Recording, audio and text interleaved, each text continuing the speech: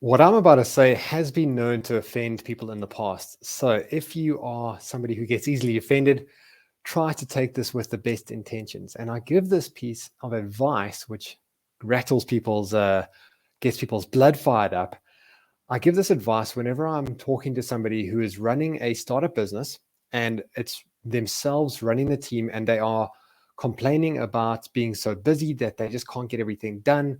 And they really would love to hire somebody, but they feel that they can't afford to do that just yet.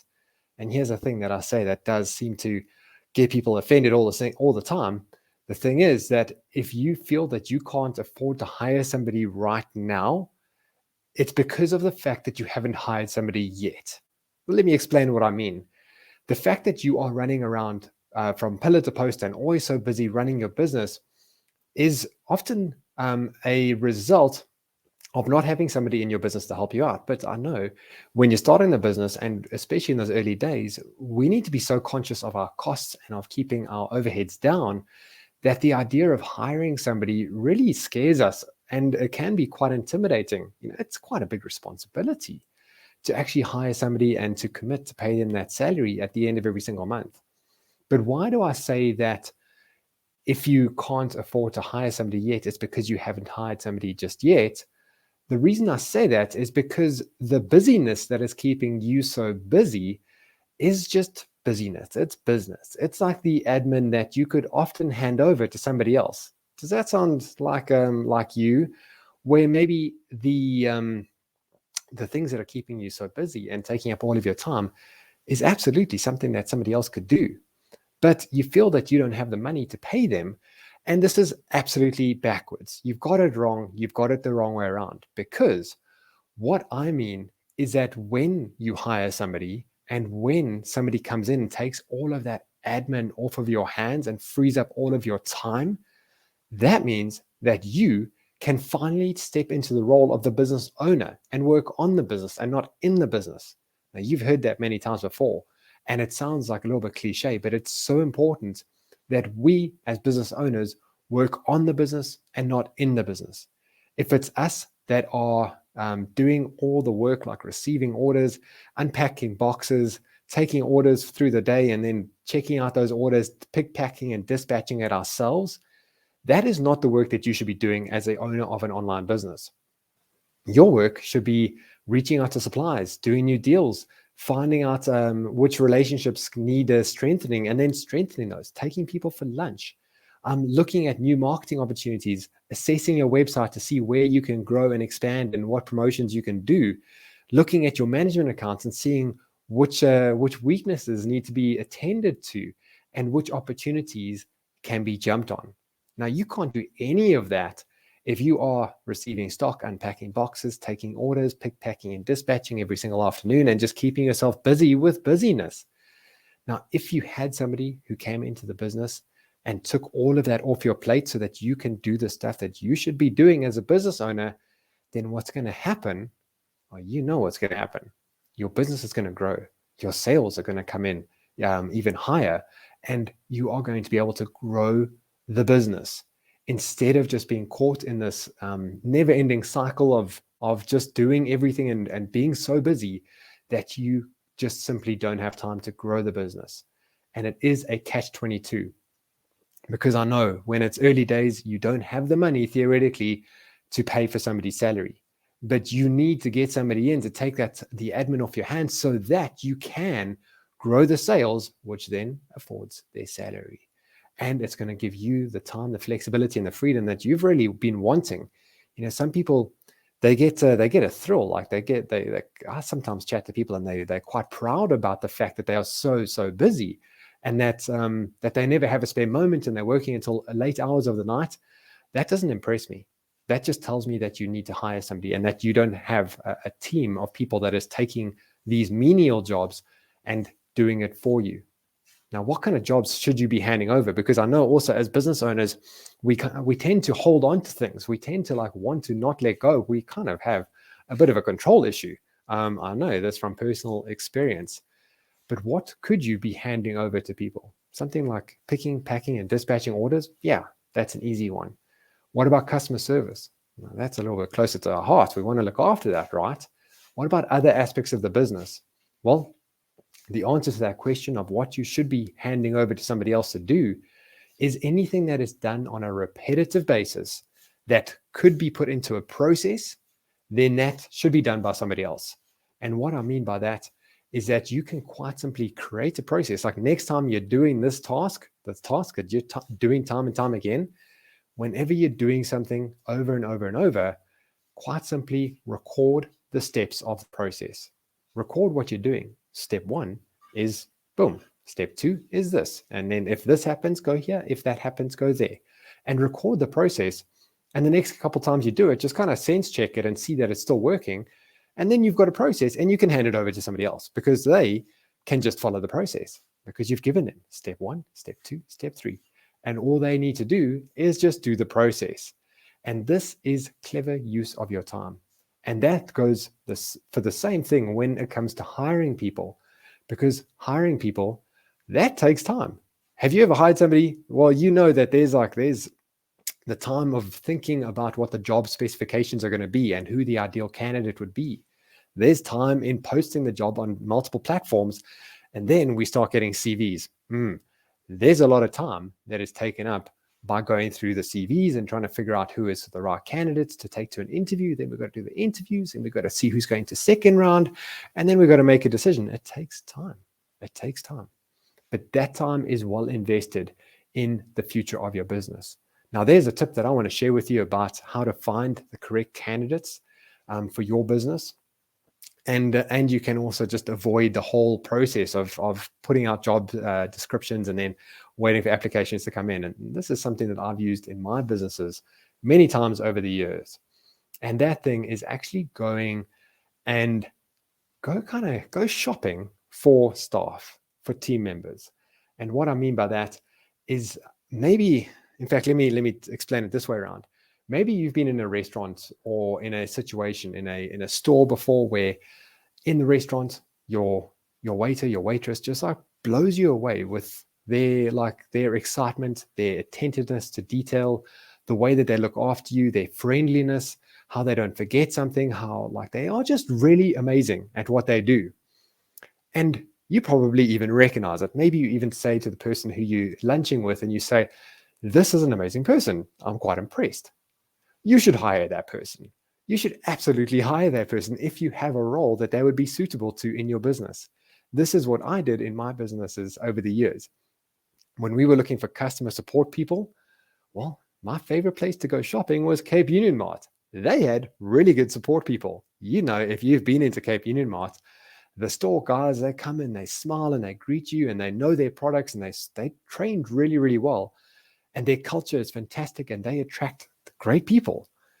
I go in there and when somebody impresses me, take them aside and offer them a job or say, "Come, well, if you're interested in talking, let's have a conversation. We can talk about salary expectation. We can have a chat." And we actually, not only Cape Union Mart, but other stores, whenever we found somebody that was just really, really impressive, I wouldn't just comment on how impressive they were and then go on with my life. I would take down their name, get their number, and see if we could bring them into our company later on. Now, this can also be done in a virtual world. You can look in Facebook groups and in communities that you're a part of. If there's somebody who's just blowing you away, who's just going out of their way to help other people, that might be a great person to join your team also. And this is one of the ways that we can kind of short track or shortcut the entire hiring process by just going out there and finding the people who could be amazing and bringing them into our fold without having to go through the schlep of having to hire somebody the other way, the old school way of posting a job, receiving CVs, going through the interviews and all of that. And of course, we can still do that, but this is a tip that I've used in my business time and time again. Now, something else which can certainly help to free up your time and your and give you the access to get team members onto your team without paying too much is virtual assistants. Now, you might have heard of virtual assistants. There's a lot of people who resist the idea of having a virtual assistant for many different reasons. And I don't know why. This is a great opportunity to bring people into your team where you don't have to pay a full salary, and it is an absolute win-win situation. Now, you can do that with local people. You could reach out to your network and you could find out maybe there's a stay-at-home mother who you know who would love to have a few hours of work every day. And that means that you can have somebody for maybe like, let's say 3 hours a day. It's not going to cost you a full salary. You just agree on an hourly rate. And there you go. You've got somebody who is taking some of the admin off your hands. Maybe they're just answering customer emails. Whatever you need done, you can totally do it with a virtual assistant. Now, if I stretch your mind a little bit and I push out the boundaries and let's start talking about hiring virtual assistants from other countries, well, some of the most popular countries that you can be looking at are India and the Philippines. Now, the Filipinos are one of my favorite places. I deal with virtual assistants there from time to time in terms of getting our video editing done for the stuff that we're doing. And when I'm dealing with other companies, I often pick up that the people that I'm speaking to, the people that are representing big brands, American brands, European brands, they're sitting in the Philippines. And the most amazing thing about the Filipinos is that they are schooled in English. So their English is really good. And well, here's actually the real attraction, is that their cost of living is really low, which means that they don't demand a high salary. That makes sense, right? For instance, and if we put this into other perspective, living in New York City is expensive. And therefore, the salaries that people get paid in New York are very high because they need to be earning a lot to pay the living expenses. Now, compare that to South Africa. We, in various cities, some cities are more expensive than others, and the salaries also kind of match that, it mirrors. So wherever the living expenses are higher, the salaries also are higher. So what if we could access people in an area which has lower living expenses, but use them in our area? Doesn't that sound like a cool way to do it? Because in the Philippines, a really good hourly rate is like $3 or $4 an hour. Like $3 or $4 an hour is really good for a high quality, top person who can help to do your customer support, to do your website updates, to run campaigns on your social media, to do whatever you want that could be done remotely. You could absolutely use a virtual assistant in the Philippines. And I also want to share a great website where you can go and connect with the Philippines. And this is kind of like a marketplace where people who are looking for jobs in the Philippines, they create a profile, you create a job, you link up, you talk, and you can hire them if you like. And that website is onlinejobs.ph, onlinejobs.ph. Really cool if you want to explore the idea of a Filipino. And there is another factor that comes into my consideration when we are looking at Filipinos versus local South Africans. And don't get me wrong, guys, I am all about hiring South Africans and I am all about creating employment in our own country. But I also want to say our government makes it really hard, really, really hard to fire people.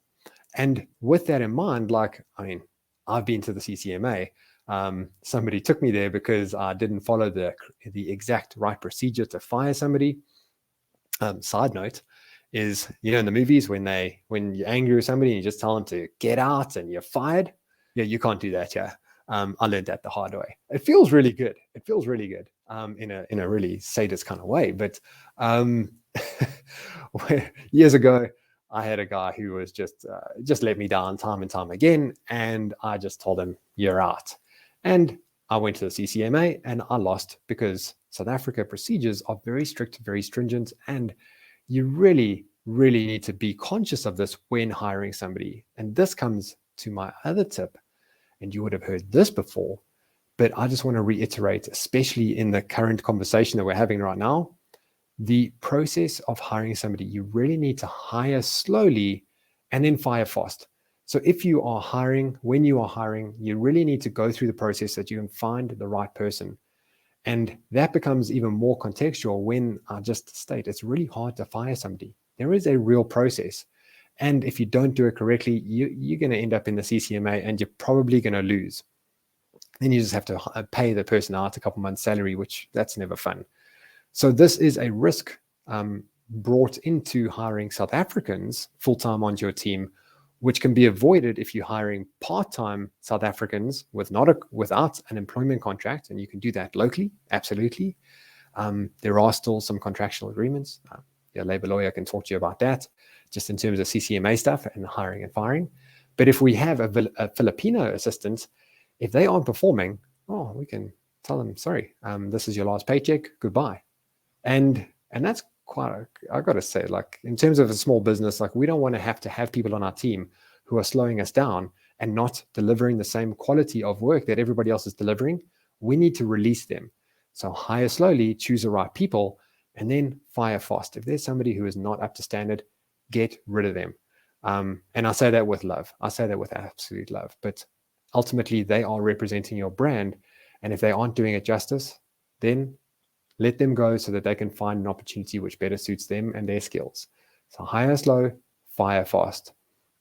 And my last piece of wisdom for this conversation is around using outsource partners in a way where you can put the risk of staff expansion onto them instead of you. So what do I mean by that? Now, let's talk about Black Friday. Let's talk about Christmas. Geez, is it that time of year already? Like we're getting there, we're getting close, but we're certainly close enough to start warrant some thinking about it. Now, during these crazy periods, online stores, online selling, everything becomes more. We have more emails, we have more orders, we have more stock moving in and out. We have more going on. And with that expansion, maybe we need a bigger team. And this could be the reason that you actually have to hire your first person. That could be the catalyst, and that would be cool. But as we start to expand our team during these busy periods, we also need to be conscious that the busy periods are seasonal, they are temporary, and the busy period is going to come to an end. And at the end of that busy period, are we left in a situation where we've hired people full-time into our business, which now aren't necessarily needed because the capacity has come down? And we need to have the team that can support the normal amount of work and not the expanded amount of work. That's a full-time team. So my tip on this one, and you're doing this already, if you know it or not, my tip here is to use outsource partners where you can to put the risk onto them instead of you. And I said that you're using this already, and you are. Think about it. You are outsourcing your deliveries, your courier deliveries, because you don't want to go and invest in a fleet of trucks all around the country and hire people to do your deliveries. No, you use a courier partner. And that is something that we're all doing. That's cool. So you're already doing this, because when it gets busy, when it comes to Black Friday and to Christmas, we all know that the couriers are put under massive strain. And the couriers, they have to hire a whole bunch of temporary staff to handle the surge through those seasonal highs. And at the end of the season, it's on them. It's their risk to now reduce their team back down, release all the temporary staff and deal with all the legal stuff and the labor stuff. That risk is moved from you to them because you are outsourcing your deliveries to them. Now, where else can we do this? What about our marketing? Now, Black Friday and Christmas, it's a big time for us with marketing. There's a lot going on. You can start planning and scheduling that now. In fact, with our advanced next level students, we're going to be spending the entire month speaking about what preparation can be done now to have an absolute cracker of a Black Friday. So all of my next level students, they know that we've got a lot of great stuff lined up for the month. But when we are thinking about expanding, like we really need to outsource wherever possible, because something as simple as holding our stock, well, in the busy seasonal highs, we have more stock. Where are you going to put it? Do you need to outsource your fulfillment to a third-party logistics warehouse? Hey, there's lots of content that I've created on that. You can go through the history and go and find that. But there is also other ways that we can outsource in terms of your marketing, your logistics, your stock keeping, your deliveries, every aspect of the business where you know that it's going to be put under strain. Think about which partners you can use to put that strain onto them and take it away from you.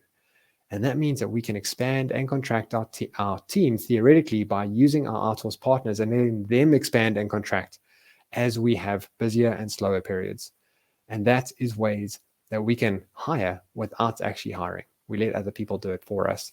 But ultimately, as business owners in South Africa, one of our absolute duties is to create jobs, to create roles, to create new jobs that didn't exist before. It's been said many times that entrepreneurship is the solution for our country, because there are the percentage of people that are unemployed in South Africa is an absolute scary statistic.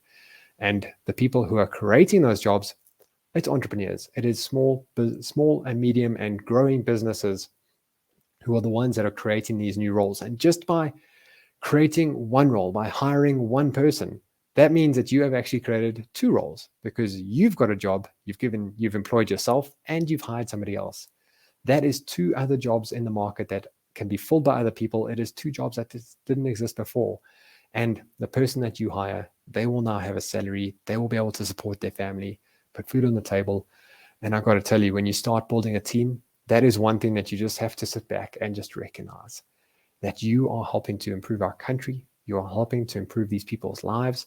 And you have done that through taking an idea out of your mind, building it out, putting it into a business. And now the business is generating revenue, which can pay for these people's livelihoods. That is a big responsibility, and one that I don't take lightly, and neither should you. But it's almost one of the obligations as a business owner to grow your team, grow your business, so that we can hire people and help to improve our wonderful country. And that, I feel, is a great way to end off this episode. But I will catch you guys again very soon. But for now, take care.